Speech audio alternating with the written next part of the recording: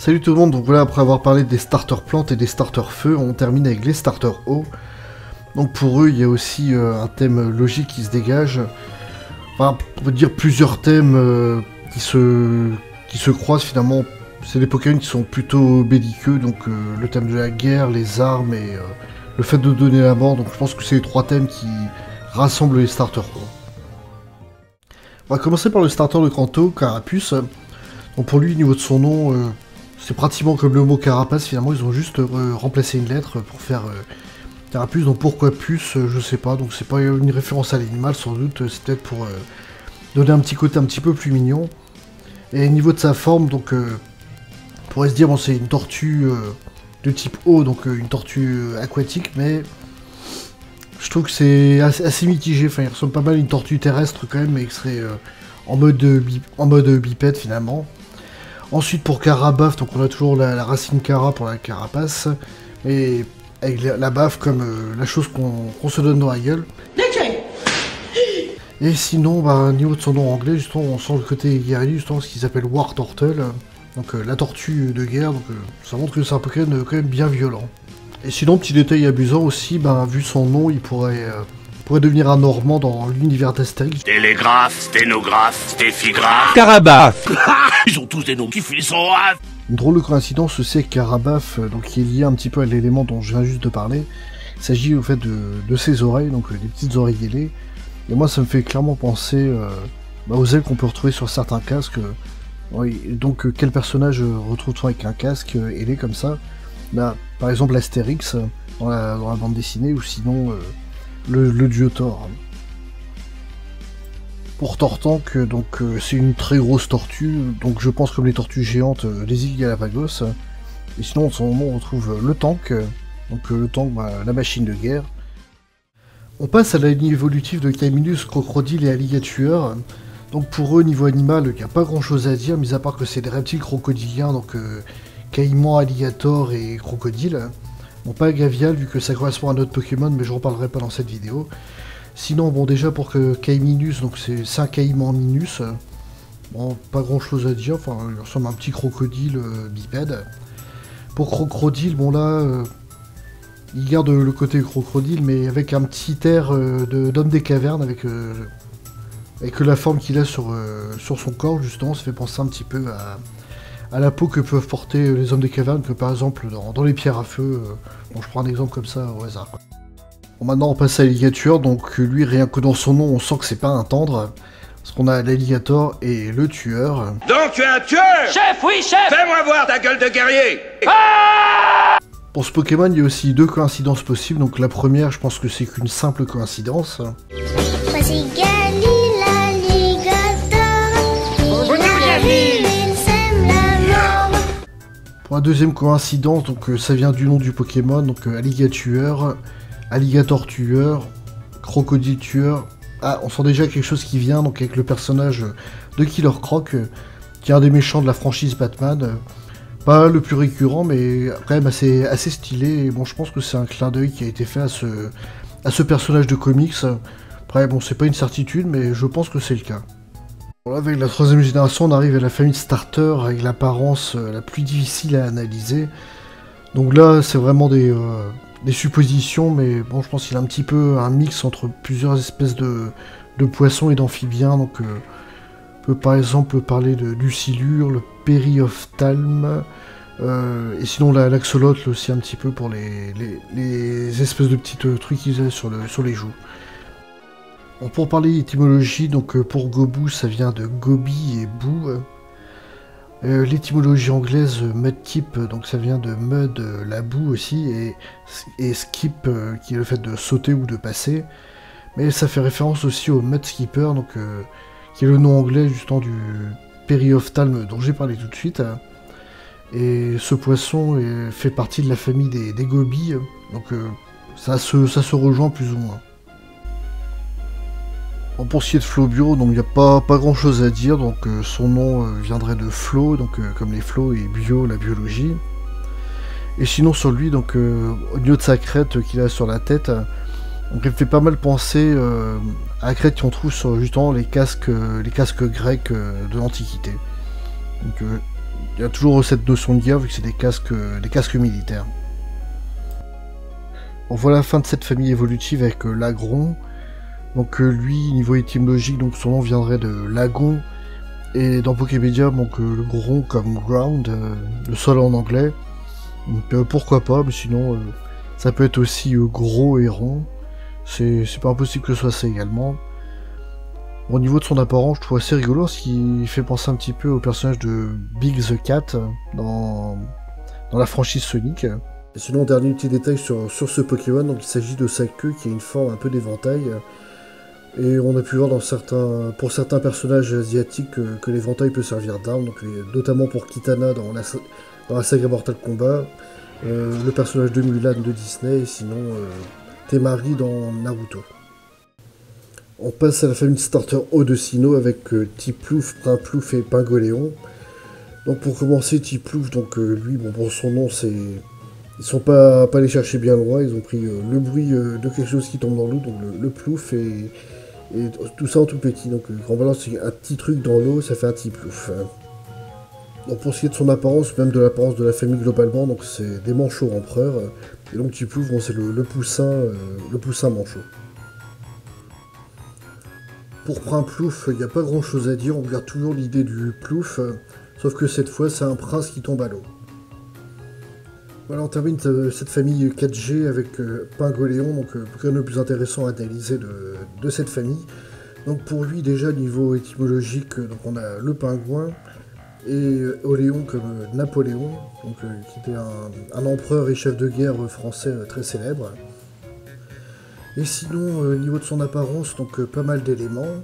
Premièrement, au niveau de son apparence, bon, ça fait penser un petit peu à la tenue que porte Napoléon sur la plupart des tableaux. Et sinon, on peut voir aussi au niveau de son visage un masque en forme de trident. Donc le trident, ça a énormément de signification. Donc premièrement, c'est l'arme des rêtières dans les arènes. Sinon, c'est aussi le symbole de Poséidon, le dieu de la mer.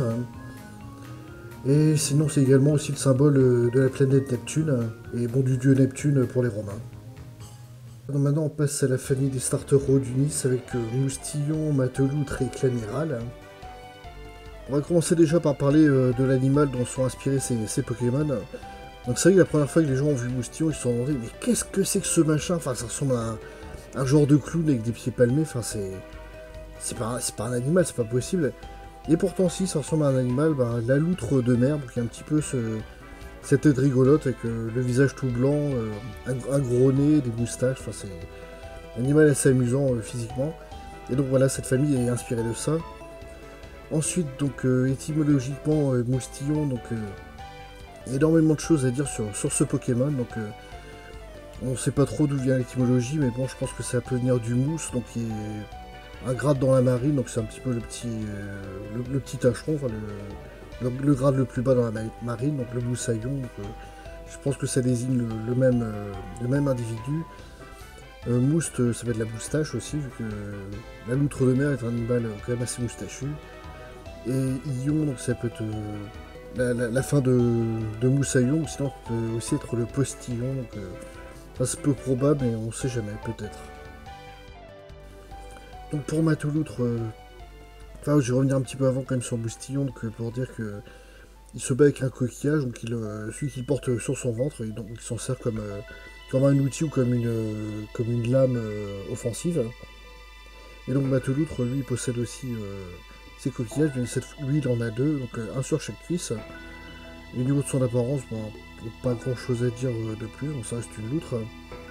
Et pour son nom, donc c'est un matelot, donc loutre matelot.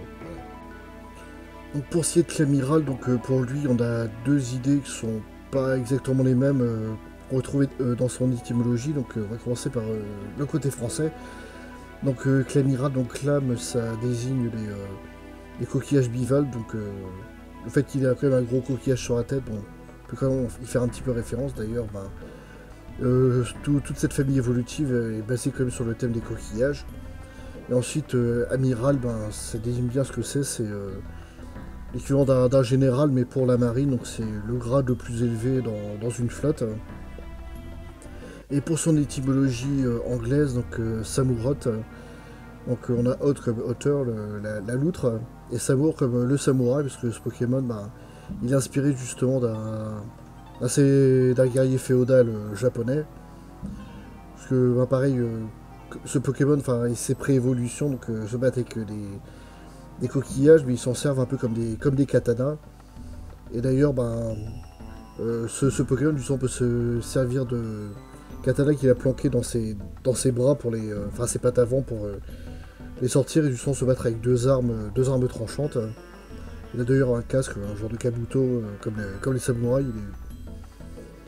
Et niveau de son apparence, il a les moustaches bien développées, donc il donne un air bien viril dans un samouraï vétéran finalement. C'est plus ou moins un peu ce qu'on retrouvait avec Blindpick, mais bon, Blindpick c'était plus le chevalier, occidental, et là ben, on a plus le soldat oriental. Voilà donc 6ème famille de starter O avec Grenouille, Croix-Poral et Amphinobie. Donc pour tous les trois, l'animal, il s'agit de la grenouille tout simplement. Ensuite, niveau étymologie, donc pour Grenouille, on a grenouille, grun et ous, la mousse. Et d'ailleurs, cette mousse, ce Pokémon, bon, on peut le voir dans la série, il s'en sert pour se faire un genre de capuche, pour se cacher le visage, et agir justement en toute discrétion, comme sont censés le faire les ninjas ou les voleurs. Donc, comme pour la plupart des familles de starters, on n'a pas énormément de choses à dire sur le starter intermédiaire. Donc Croix-Poral, donc le son que font les grenouilles pour nous les Français. Et donc c'est un jeu de mots avec Caporal qui est fait dans le monde de ce Pokémon. Au niveau de son apparence, donc il y a toujours la mousse, mais cette fois elle sert un peu comme une écharpe. Et ce Pokémon possède aussi des cornes, comme certaines variétés de grenouilles cornues qu'on retrouve dans le monde. Voilà, maintenant il est temps de parler d'un des starters les plus classes. Il s'agit de la Grenouille, grenouille, grenouille, grenouille, grenouille, grenouille. As-tu vu cette grenouille? Bon, sinon, mis à part ça, pas grand chose à dire de plus sur ce Pokémon. Bah, c'est en effet une grenouille ninja, une grenouille shinobi. Et bon, bah, les ninjas, c'est quelque chose qui fascine toujours. C'est classe comme c'est pas possible, et donc bah, ça plaît. Et donc c'est pour ça que c'est un des Pokémon préférés des fans. On touche bientôt à la fin avec la famille d'Otaquin, Otarlet et Oratoria. Donc pour ces trois Pokémon là, une espèce en commun, l'Otari. Et donc c'est une espèce où il y a un dimorphisme sexuel assez important. Et donc bah, comme dans les parcs aquatiques, on trouve souvent des Otari femelles, donc sont plutôt fines et filées et assez gracieuses, enfin plus gracieuses que les mâles, en tout cas qui sont eux énormes et bien gras, donc je préférais partir sur le côté féminin de cette espèce. Donc pour Otaquin, il s'agit d'un bébé Otari, et donc dans son étymologie on a Otari et taquin comme dans le verbe taquiner, donc c'est un Pokémon un peu espiègle qui aime bien embêter les autres. Pour ce qui est de son évolution Otarlet, donc là le Pokémon commence à s'efféminer et ressemble à... On pourrait appeler les Pokémon fillettes qui sont pratiquement toujours sur le même modèle, donc avec deux couettes et une espèce de robe courte ou une jupe. D'ailleurs Roussi en fait partie de ces Pokémon fillettes. Donc Otarlet, c'est une Otari qui est devenue une petite starlet, qui fait des shows et des représentations. Et donc en grandissant, son évolution finale, Oratoria, donc pareil c'est un Pokémon qui est dans le monde du spectacle, comme d'ailleurs les deux autres starters finaux de cette génération 7. Et donc Oratoria c'est une chanteuse. Et niveau apparence, donc en plus de l'Otari femelle, ils ont ajouté des éléments propres aux sirènes. Non pas les sirènes grecques, mais les sirènes scandinaves, donc les créatures marines à buste de femme et queue de poisson. Bon, Oratoria c'est pas une que j'aime beaucoup, mais il y a un petit point que je trouve dommage, c'est que depuis un petit bout de temps, ils auraient dû créer des Pokémon de type son. Enfin, c'est un type que je trouve assez logique. Et bon, bah, Oratoria aurait pu être vraiment un peu la marraine de ce type-là, ou du moins la première à vraiment bien le représenter. Mais bon, ils n'ont pas sauté sur l'occasion. Et donc, c'est un Pokémon aussi qui est assez embêtant vu la théorie des Pokémon de type O, donc, dont je parle depuis tout à l'heure, vu que j'ai parlé de Pokémon qui étaient soit liés à des armes, des armes, des guerriers, des tueurs, des assassins, ninjas, enfin bon, des qui sont liés au fait de donner la mort. Hein. Et bon, pour Oratoria, bon, c'est beaucoup moins évident, mais bon, on peut penser un petit peu, par exemple, aux sirènes de l'Odyssée, donc qui avait pour but de noyer l'équipage d'Ulysse. Et bon, noyer déjà, c'est pas très très gentil, et puis ça tue en général, quoi. Et donc Oratoria est dérivé d'Oratorio, qui est une œuvre musicale chantée. Et donc pour finir cette vidéo, on va parler de la 8ème génération, et donc de son starter haut, l'Arméléon. Bon, je vais aussi reparler un petit peu des deux autres, justement, parce que bon, il y a des théories et des extrapolations qui peuvent faire des recroisements et bon, me faire penser autrement. Donc déjà, pour reparler un petit peu du starter plan, donc bon, je suis parti du côté comme quoi il serait peut-être musicien, mais bon, ça peut être aussi un sportif, vu que bon, le bâton ça peut devenir tout à fait une batte, donc un genre de gros gorille avec une batte de baseball, c'est pas impossible du tout. Bon, après pour le type O, bon, pour le sport, c'est moins évident, peut-être le water polo, mais bon. C'est pour ça que la théorie des 3 Pokémon qui représentent le sport, pas trop, mais ça peut être aussi le domaine du spectacle, avec du coup on a le musicien, le sportif, enfin spectacle ou représentation quoi, et donc le dernier, l'Arméléon, donc les larmes, pleurer, qu'est-ce qui peut faire pleurer, donc là on peut penser à quelque chose justement, et faire pleurer qui est typiquement anglais, on peut penser à la tragédie shakespearienne. Et donc la tragédie c'est le but de faire pleurer, donc ce Pokémon serait inspiré d'un tragédien, donc qui fait chialer les gens. Mais il a aussi le côté un petit peu agent secret, vu qu'on le voit dans le trailer, donc il apparaît dans la source, il est plus ou moins invisible. Et bon, ça collerait un peu plus justement à la théorie des starters O, qui sont des assassins, donc comme l'agent secret 007 qui peut juste en tuer, donc ce serait le James Bond de la génération 8. L'Arméléon, donc on a d'un côté les larmes, donc je viens juste d'en parler, et Léon comme la fin de Caméléon. Donc ce Pokémon va devenir un genre de reptile aquatique. Donc je pense qu'il sera moins bourrin et agressif qu'Alligator. Il va plus jouer justement sur le côté furtif. Donc généralement les caméléons ont des facultés, dans la plupart des jeux vidéo, enfin on leur prête le pouvoir d'invisibilité, donc c'est ce qu'on voit d'ailleurs un petit peu dans le trailer aussi. Donc je pense qu'un type qui pourrait lui aller très bien, c'est le type Spectre. C'est pas possible du tout. Ténèbres, ça pourrait être pas mal, mais je l'imagine un peu moins. Le type Psy, pourquoi pas, dans la mesure où il peut manipuler les émotions et mener les gens à être tristes. Enfin, surtout le type Spectre, et ça pourrait être intéressant, parce que des Pokémon Spectre, on n'en a pas beaucoup pour l'instant. Et que dire de plus, ouais, sinon, il est possible que ce soit lui le starter viril de la génération 8. À voir. Bon voilà, on arrive enfin à la fin de cette vidéo, j'ai mis un petit peu de temps à la terminer, et bon, je la sors vraiment juste à quelques jours de la sortie des jeux. Et bon, pour ce qui est de mon choix, je pense que je vais prendre le starter plant, histoire de changer un petit peu avec mes habitudes. Bon, à moins que vraiment je réussisse à voir à quoi il ressemble, mais pour l'instant je pars plus sur le starter plant. En tout cas, merci beaucoup d'avoir regardé la vidéo, et bon, si vous avez le temps avant que les jeux sortent, ouais, donnez-moi vos avis sur éventuellement le starter de la 8G, sur ce que j'ai pu dire. Après, bon, je n'affirme pas avoir dit la vérité, c'est que des interprétations et des points de vue. Voilà, merci, salut, à la prochaine.